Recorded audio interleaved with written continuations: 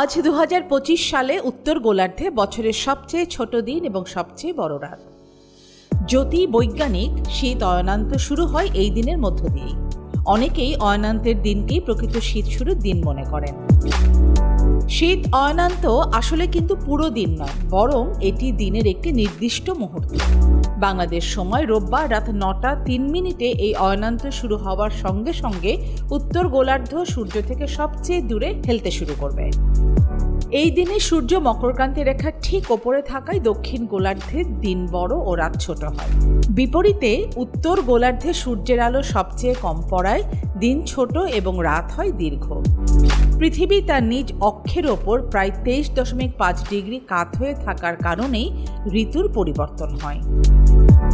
শীত অয়নান্তের পর সূর্য ধীরে ধীরে বিষুবরেখার দিকে উত্তরমুখী হয়ে প্রায় 6 মাস যাত্রা শুরু করলে গ্রীষ্ম অয়নান্ত শুরু হয়।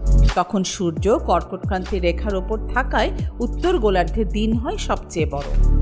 জ্যোতির্বিজ্ঞানীদের দিক থেকে শীত অয়নান্ত খুব গুরুত্বপূর্ণ, কারণ এই দিনে সূর্য আকাশে সবচেয়ে নিচু অবস্থানে থাকে।